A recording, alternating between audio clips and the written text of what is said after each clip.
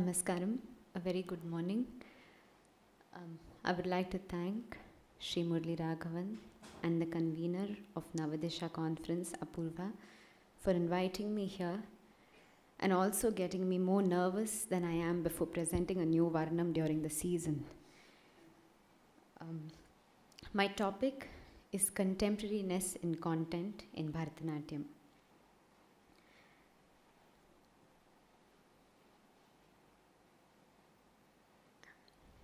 My background in my family life was very removed from the arts. I did not grow up listening to Carnatic music or watching Bharatanatyam.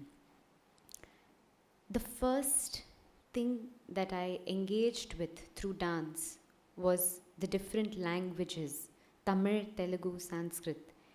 And none of these were my mother tongue or languages that I heard often.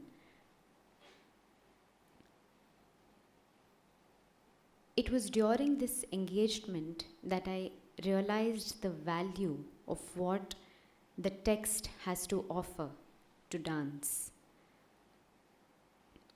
How the question, the sub-question to the subject is, how do we as youngsters negotiate with this content? I think what works most of the time is when an artist has found conviction and meaning in the chosen text, and the voice of the poet then becomes the voice of the dancer, and what the audience experiences is a narrative that is born out of that understanding. And therefore what we finally see in the end is a story or a character that is based on the text, but is purely the dancer's imagination. In this process, there is also a methodology of handling a text, as well as the methodology of imagining the scope of the text. Because Bharatanatyam has a very strong grammar, it is very important to make sure that we are using the tools of that grammar rather than going against it. Text, to me also, I have slowly realized, is a framework filled with limitless potential. Not just, it's more of a starting point from where on we are able to layer ideas. I think this I learned in the past, in my stay in Chennai and my learning from my Guru Srimati Priyadarshini Govind, where the text is looked at as a beginning. It's where you take off from, and then you begin to think not like the poet, but from what the poet has created for you.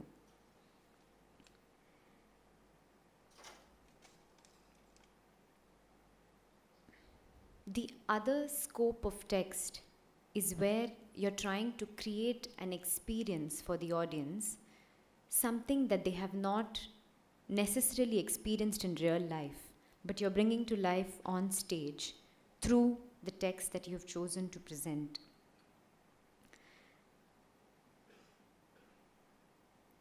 As young students, we learn various methodologies on how to treat text in dance. For example, when we are doing a Shabdam versus doing a Varnam versus doing a Padam or a Javali.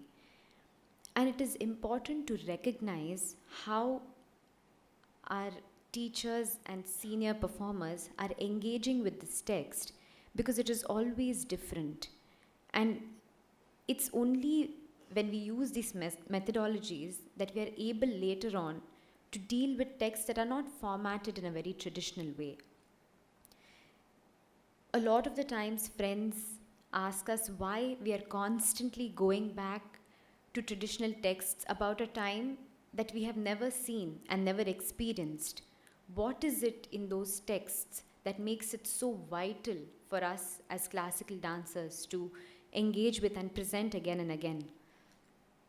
As an individual, I feel that in today's world, we are influenced by so many cultures globally. We are not bound by where we physically are, but we are able to know and hear and experience things that are far beyond from where we are.